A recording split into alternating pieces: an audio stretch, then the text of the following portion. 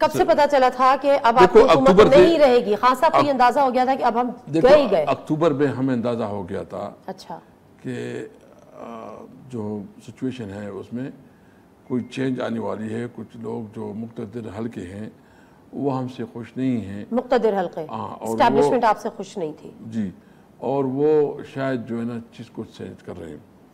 اور یہ میری طرف نہیں, یعنی ہمارے اور ناخوش ہونے کی وجہ کیا تھی اسد؟ اور اس میں میں بتاؤں نا, اس میں یہ تو ان سے پوچھے کہ وہ کس کی کیا وجہ ہے. کچھ تو پتا ہوگا نا کہ یہ ہم سے غلطی ہوئی, یہ بلا وجہ ہم نے ایک محاذ کھولا. میں غلطی بلتی تو کی بات نہیں, لیکن میں کہتا ہوں کہ شاید اس کے اندر جو بھی انڈرسٹینڈنگ تھی, لیکن جو ہمیں تو ہمارے اپنی بھی لوگوں کے ساتھ جو بات ہوتی رہتی تھی نا, اور جو اپوزیشنوں میں پتہ چل جاتا تھا کہ کیا ہو رہا ہے. اس دوران مجھے خان صاحب نے اسائنمنٹ دی کہ آپ اور پرویز خٹک جو ہے نا یہ سارے سچویشن ہینڈل کریں. میں نے اس کے ساتھ میٹنگ کرتے تھے, بلاتے تھے. یہ جو ہمارے 22 MNAs گئے ہیں موسٹلی کے ساتھ ہم نے میٹنگز کی, اپنا اپنا دکڑا دکھاتے تھے. اور لیکن ہمیں سمجھ آ گیا کہ گیم کچھ اور ہے, سب کچھ کو سمجھتے ہوئے, لیکن پتہ نہیں تھا کہ پیچھے سے کیا ہے, مطلب کہاں سے یہ سارا جو ہے نا پریشر ہو رہا ہے. یہ جو مراسلہ والا سلسلہ, اور خان نے جو ہے نا پھر پبلکلی بات کی. اور سر مراسلے سے پہلے ابھی بہت ساری چیزیں آپ نے ایک نیا پینڈورا باکس سارٹ آف کھول دیا.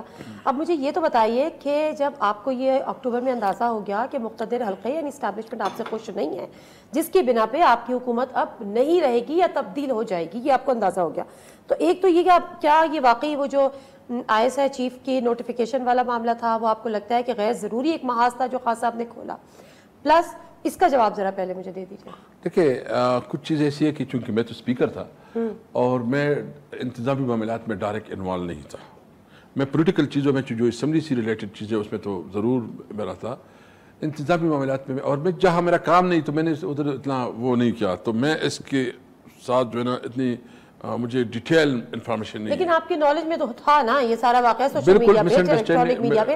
آپ کو لگتا ہے یہ محاذ بلا وجہ کھولا گیا, نہ کھولتا تو زیادہ بہتر ہوتا؟ دیکھو مس انڈرسٹینڈنگ تو بالکل اس وجہ سے شروع ہو گئی, اور مس انڈرسٹینڈنگ جو ہے نا دونوں طرف سے چیزیں آ گئی. سب سے اہم بات یہ ہے کہ جو وہ چیزیں تو پھر بھی سیٹل ہو گئی, وہ اس میں جو مسئلہ تھا وہ سیٹل ہو گئی تھی. اور اس کے علاوہ بھی کچھ چیزیں تھیں نہیں, میں جو مین آیا نا جو جہاں سے تیزی آئی, یعنی وہ ایک مس انڈرسٹینڈنگ آئی. اس کے دوران جو ہے نا پھر ہمارے کچھ سینئر لوگ ہم خود بھی اس میں انوالو ہو گئے, اور وہ ہم نے کلیئر کروا دیا. اور خان صاحب نے پھر جیسی ان کی ضرورت تھی یا ان کا مطالبہ تھا یا ڈیمانڈ تھی, اس کے مطابق جو ہے نا وہ ڈیسیجن ہو گیا.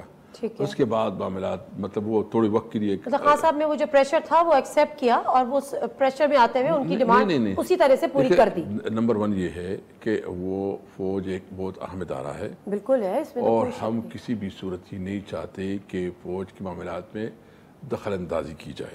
سر شروع کیوں کیا؟ میں صرف اتنا کہتا ہوں کہ شروع دیکھو ایک پرائم منسٹر کا ایک چیز پہ ایک اپنا نقطہ نظر تھا, ٹھیک ہے, اور دوسری طرف تو وہ نقطہ نظر پہ تھوڑا مس انڈرسٹینڈنگ آئی, ٹھیک ہے, ٹائم کے ساتھ وہ سیٹل ہو گئی. پھر کیا ہوا مسئلہ؟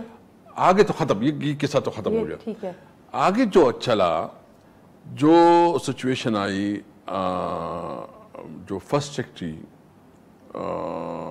جو امریکن جو ڈپلومیٹ, وہ جو ہمارے سفیر کے ساتھ میٹنگ کرتا ہے اور پھر اس کو جس طریقے سے بات کرتا ہے, کیونکہ وہ مراسلہ تو میں نے خود پڑھا کیونکہ مجھے کیبنٹ نے بھیج دیا, اور اس میں جو الفاظ ہیں جو خان صاحب نے آپ کے سامنے کھل کے رکھی ہے, اس میں ایک ایک لفظ بالکل ٹھیک ہے.